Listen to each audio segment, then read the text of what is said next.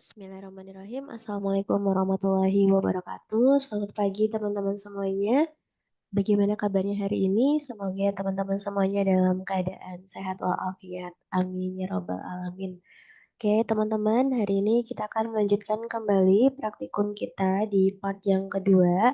Kemarin teman-teman sudah membuka layar untuk smart PLS-nya. Kemudian teman-teman juga sudah memasukkan atau mengimport data ke dalam Smart PLS. Kemudian teman-teman juga sudah mengetahui bagaimana panduan nantinya dalam pengujian di Smart PLS. Nah, sekarang kita akan melakukan langkah pengolahannya pada Smart PLS 3 ya, teman-teman ya. Saya izin untuk share screen terlebih dahulu.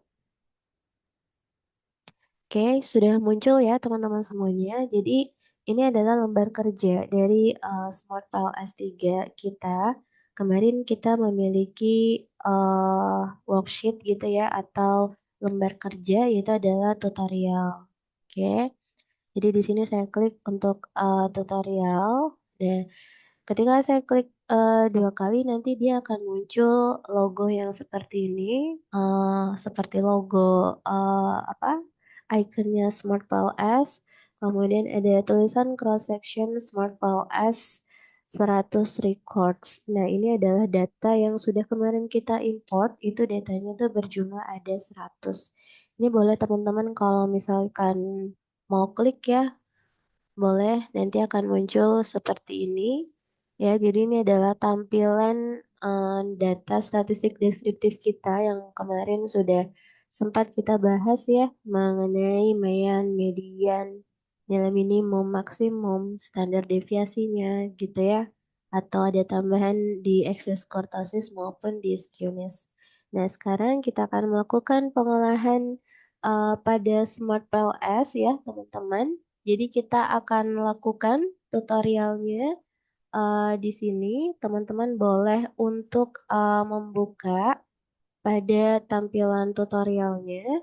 Oke, bisa kalian klik di sini. Lalu silahkan teman-teman untuk klik dua kali saja. Langsung klik dua kali saja ya di sini. Nah, di bagian seperti ini, teman-teman, setelah teman-teman klik dua kali, maka akan muncul tampilan seperti ini untuk di bagian bawahnya. Oke, di bagian bawah ini adalah butir-butir dari pernyataan yang kemarin sudah kita inputkan, seperti itu ya.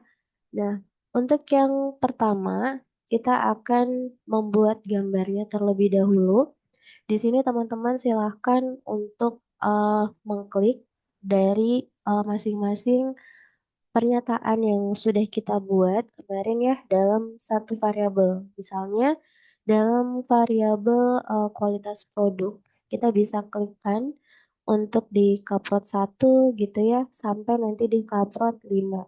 Ya, caranya ya di coprot 1 sampai cover 5 ini seperti ini di blok.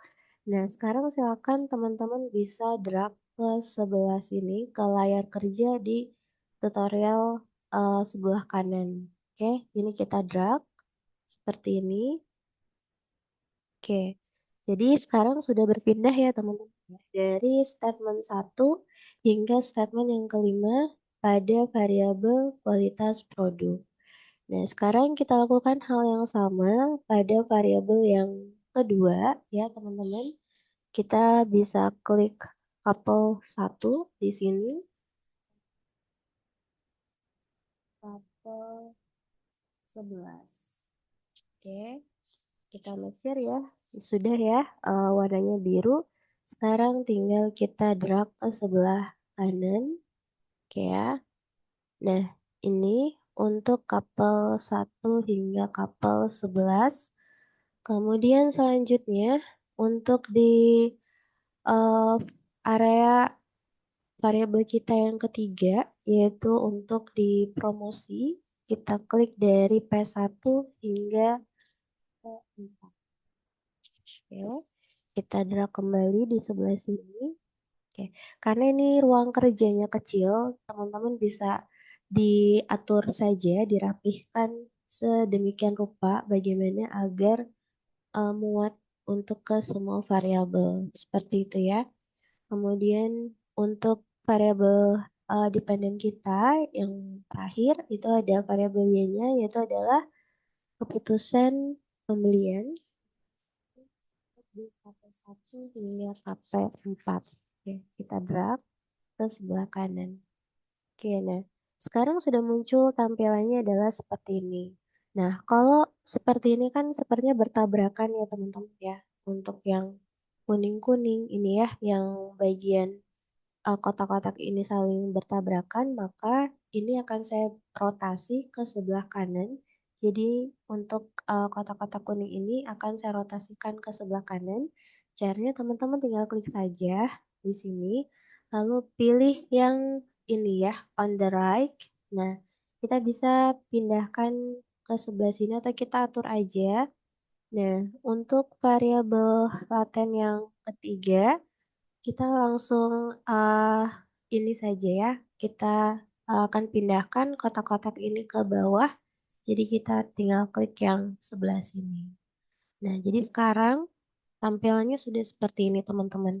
Nah, kalau teman-teman perhatikan di sini eh, nama-nama dari masing-masing variabel kita ini belum ada namanya ya. Jadi dia masih sesuai dari defaultnya, yaitu namanya masih latent variable. Jadi kalau di SmartLS, variabel-variabel ini disebutnya adalah variabel laten. Seperti itu ya. Variabel laten itu apa sih? Kayak variabel yang dia itu memiliki banyak indikator-indikator gitu ya. Yang mana ini harus nanti kita akan cek satu-satu berapa sih kira-kira masing-masing dari indikator-indikator dari per masing-masing variabelnya. Seperti itu. Nah, sekarang ini bisa kita rename dulu sesuaikan dengan nama variabel teman-teman tadi. Ini untuk latent variabel, ini saya rename. Saya singkat saja dengan upload ya, teman-teman. Boleh ya kita singkat aja dengan upload. Ini adalah untuk kualitas produk. Jadi saya menyamakan dengan masing-masing item statement yang ada di sebelah kiri. Kita klik OK. Kemudian yang ini juga sama. Kita klik kanan, kita klik rename. Kita ganti dengan couple. Seperti ini. Kita klik OK.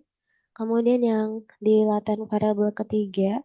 Ini kita rename juga. Kita rename dengan nama tadi P ya atau promotion.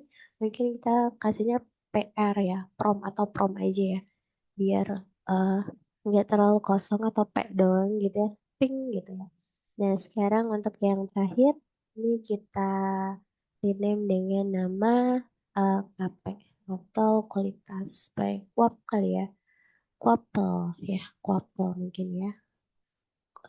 Keputusan, sorry. Kepal ya. Keputusan kebel dan pembelian. Seperti ini ya. Oke, kita klik OK.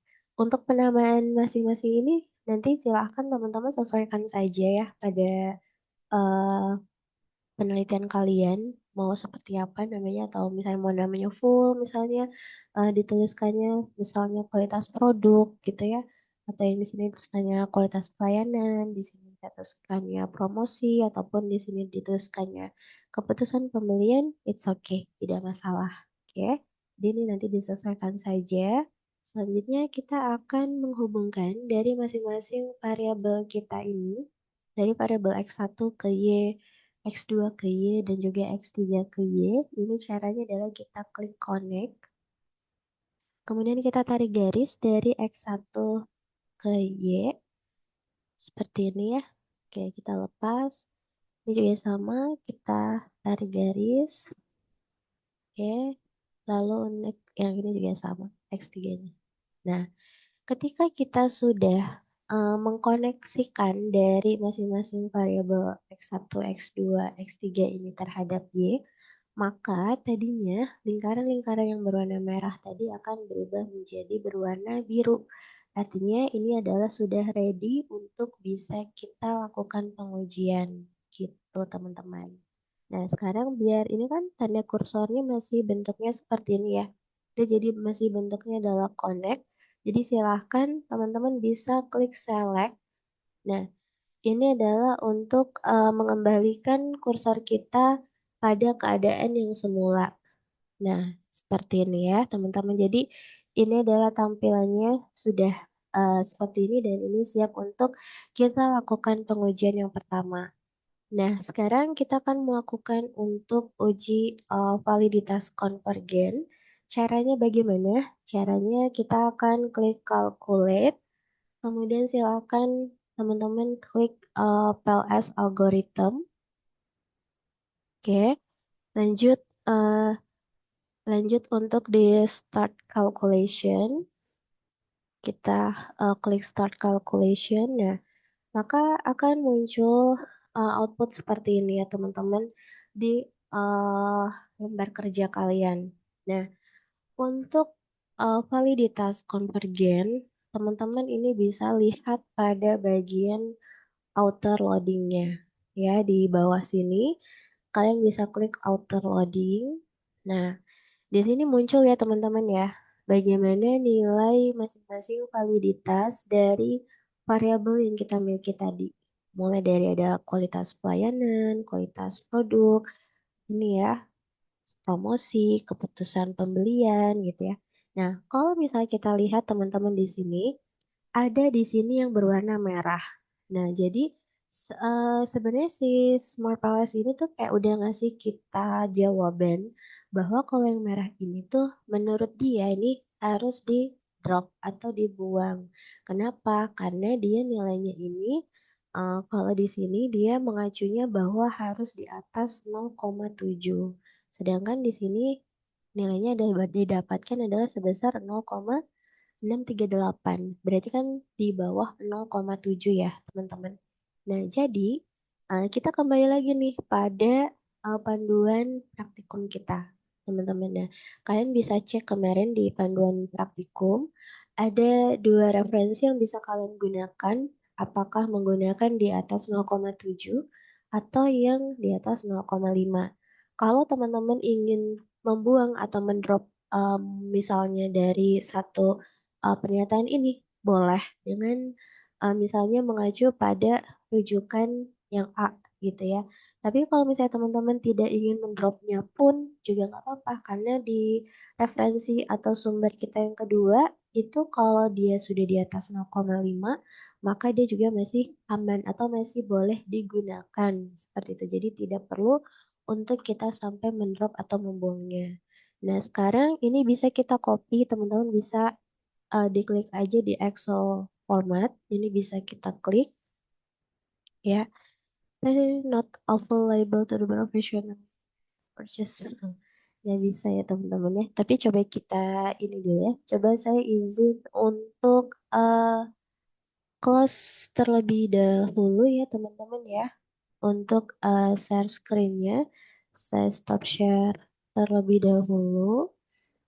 Oke, coba maybe kalau misalkan saya membuka eh ininya ya untuk Microsoft Word-nya apakah dia bisa tercopy? Oh, enggak ya. Jadi di sini karena dia versi student ya, dia tidak bisa di copy teman-teman. But mungkin kita bisa screenshot seperti itu ya teman-teman ya.